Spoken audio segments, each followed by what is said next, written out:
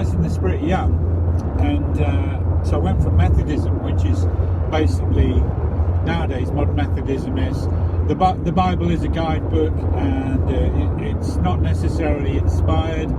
All the German higher criticism has been fed into Methodism, so like Anglicanism here, there's not much raw believing left. But then I became baptised in the Spirit, and then I adopted the Protestant idea, well no, the evangelical idea, which, you know, I'm still really quite happy with, of the Bible being accurate and being Spirit breathed. But I do want to present something a bit the opposite today. I get a slight bit peeved about the Bible. For example, I was just thinking just then, Jacob was a summation of 3 generations of one family seeking the face of God. And he's the one who had the actual encounter that changed the core of his being. He is representative of us going through the Romans teachings of Jesus getting to the core problem, the core Genesis 3 issue, which occurs round about Romans chapter 7. I won't say too much about that.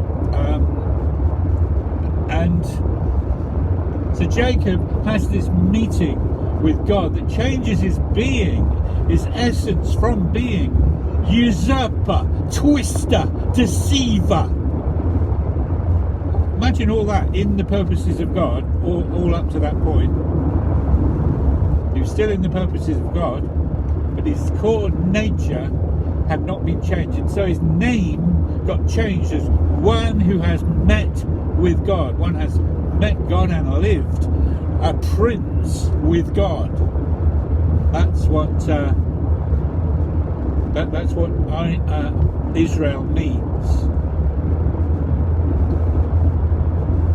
But there's nothing in the Bible that entices you to think, wow, we must get there, we've got to get there. It's pretty boring afterwards. Sorry to say that, but the Bible, with reference to Jacob, just doesn't cover it. Now, it's either been squashed or suppressed out, because there's no way you can have such a meeting like that. The only thing of depth that we see is the amazing blessings, very specific prophetic blessings given over each tribe, especially the tribe of Dan. We also, as I said the other day, see the incredible thing of Jacob probably holding together in intercession almost the utter fragmentation of his family, and at the end, you know, also because Joseph was also dealt with and God was using him to be able to present the whole family right at the end of Jacob's life as all together in one place, and now given the land of Goshen. So this is incredible. If anyone knows how difficult it is to hold a family together, especially during these times, but it doesn't encourage you, and you know, it's not easy, is it? I mean, it's not everyone reading through Abraham and Isaac's and Jacob's life very keenly, thinking, well, yeah, I want to be like Rodney Howard-Browne, I want to be like Benny Hinn, I want to have a podium all my own, I want to do flash stock. It's none of that at all. And yet it was the nascent kingdom, the birthing of the kingdom in the earth. So therefore we're talking about something so solid, so incredible, that it was worth God growing it and spawning it and it becoming massive in the earth. And then from there, through Jesus Christ, to inheritance that matches Abraham looking at the stars, a supernatural inheritance of sons born from on high. But there's nothing spelt out like that you know particularly wants to grab you. Now, is the Bible written in such a way, like it ends at chapter 28 of Acts, for example, to entice us into the throne room to get our own history, to learn for ourselves? Because people who are being caught up in the throne room today are learning many secrets. Even some, I mean, Mike Parsons was given a physics lesson. How about that? An angelic physics lesson. He'd been more involved in biology, I think. But physics hadn't really grabbed him. Whereas I was born of 2 physics teachers, but that didn't necessarily encourage me. Because I was more artistic.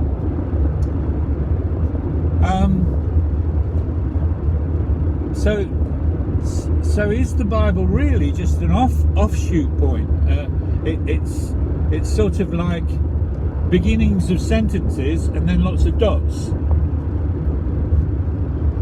Because that is the nature of the New Covenant. The New Covenant is all will know the Lord from the least to the greatest. And there's so much to find out. Still so much about our own planet and what's going on here to find out. Our own lives, our own bodies, our own immunity. And then the heavenlies. And people have been caught up in the heavenlies.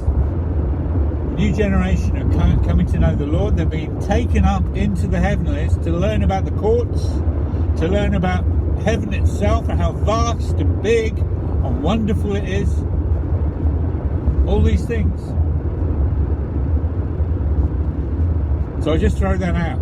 I throw that out because I find certain things a bit irritating. For example, the things we are told is that Peter and John, or is it Paul, or all of them, they could just pass over somewhere and the very shadow was healing people. I was writing this morning that Kathy Walters was in Siberia in a queue, and people around her started falling out in the spirit. There's all sorts of things to third level living. I call it third level living because it is the third stage of growth, of being fused with Him who is from the beginning, as it says in 1 John 2.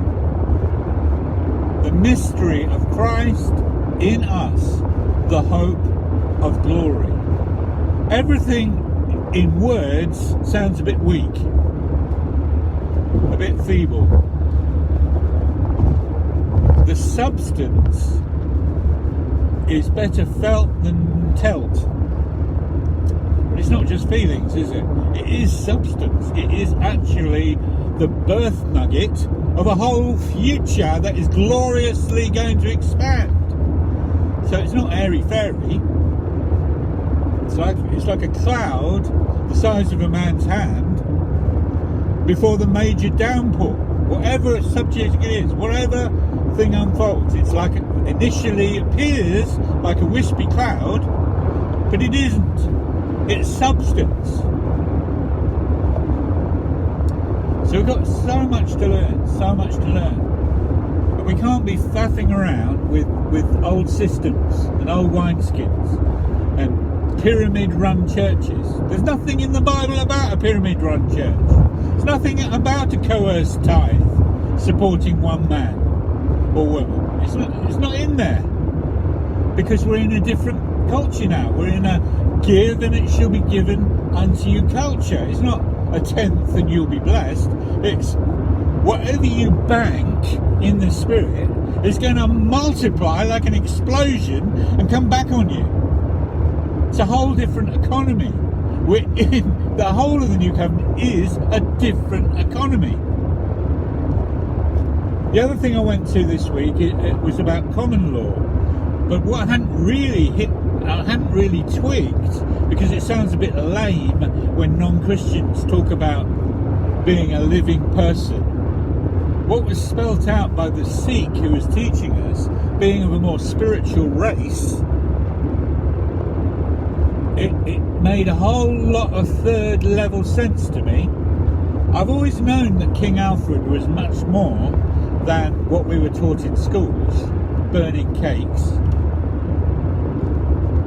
You can always tell, that's how I got into this train of thought, by the way, that you can always tell where the third levelers are, because they're suppressed and virtually wiped from history. We know nothing about them.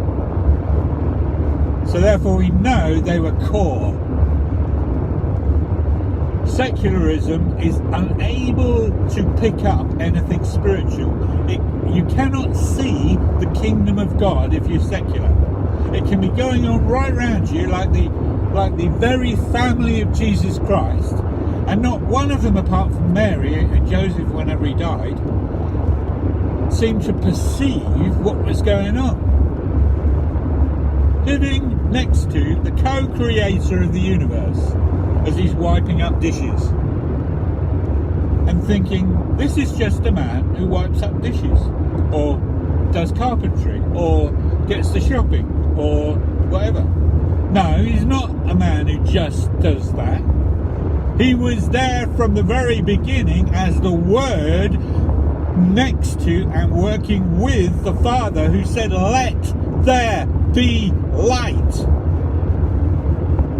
It's too much of a mystery for our heads to even get around. How on earth did God contract himself to become a man? But conversely, you can see that the more we mature spiritually, the more written out we are from a culture that isn't worthy of us anyway. They're secular, they've shut God out, they've effectively shut their whole worth, their whole being, their whole very reason for existence out to somehow create an existence that will eke out their 70 years. Not knowing that really this is existence where we learn in an accelerated way how to operate in the world to come. This is the crash course, this is the boot camp. It's one whole wasted life to live it grubbing around like a caterpillar, like a non-believer. They're wasting their whole precious existence on earth, thinking, we're just going to die in a grave, in a muddy grave, and that's it, we're going to die, and everything's going to shrivel up and waste away, and we'll become like dust again. They're idiots. And the fourth quartile know we're more than that. We know we're more than that. We have that as a thing with us. We know more about spirit than other people because we are designed that way. Doesn't mean we're more spiritual, but our role in the earth is to find things out inwardly first. That's what we do. Whether we're Christians or non-Christians, we are more spiritually aware that something more is going on. And that's why we cannot fit in a stupid pyramid world run by Gates and Soros, composing everything into this perfect pyramid of Matthews, Marks and Lukes, and let's get rid of all the Johns because they don't fit in, and we'll get them all vaccinated so that we know exactly what they're doing, what their heart rate is at any time, and because that is now available, by the way. The Russian vaccines have been exposed on the dark web as giving this information. For each and every single person vaccinated, they can read your heartbeat in real time, where you are. They know everything about you and your records. It's exposed, it's out there, we've seen it on YouTube. This is what's happening in Russia, and it will be the same in the rest of the earth. Total control. So we're not in that. We're not in that system. We're in a system that is training for heaven and training to move things around by faith. We're not caterpillar grubbers. Well, we do a bit of caterpillar grubbing, but we are butterflies. We are people who've gone in the pupae stage, have almost been shut right down, and then completely reformed on the insides, so that we can begin moving things around, moving things in the supernatural, speaking things into being like our dad, and getting involved with the commissionings that are humanly impossible, but the Father has designated from the beginning of time to present as steps which He has prepared beforehand for each one of us. Everyone can join in on that. Everyone can sanctify themselves, it says in 2 Timothy 2, to be vessels of honour, vessels on the table of God's own wedding feast. But you can choose to be a slop bucket. If that's what turns you on, spend your whole life on your emotions and your feelings and what you want and what you desire, like a slop bucket, and do what you want. You will reap what you sow. It will come bouncing back at you. But if that's what you want, go ahead. But this is something more going on here. This earth is something more. This life that we have is something more. Always was. And while death still exists and still hangs around, then we're going to make the most of each and every day. But the gospel has declared through the piercing of the veil that life is now available to us, eternal life, and that some generation somewhere is going to kick death off the face of the earth. Jesus Christ, through His word, through His body, is going to kick death off the face of the earth. It's no longer relevant. It's no longer relevant when you're filled with the authority of an imperishable life like Jesus. This is the nature of the Melchizedek order to which we've been born again from above to function in. This is what we're inside. Leave the churches to do what they want, to live under their pyramid pastors, pay their coerced tithe. We are getting involved with the stuff that's in the Bible, which, as I say, is frustrating because it's like a series of dots after it, because we have to find out more about how it is. But the Bible is our springboard. It's our diving board. That's where we dive out from, into the heavenlies of God and into the functions on earth that Jesus Christ is calling us in our little bodies to function in. So I think that's exciting myself.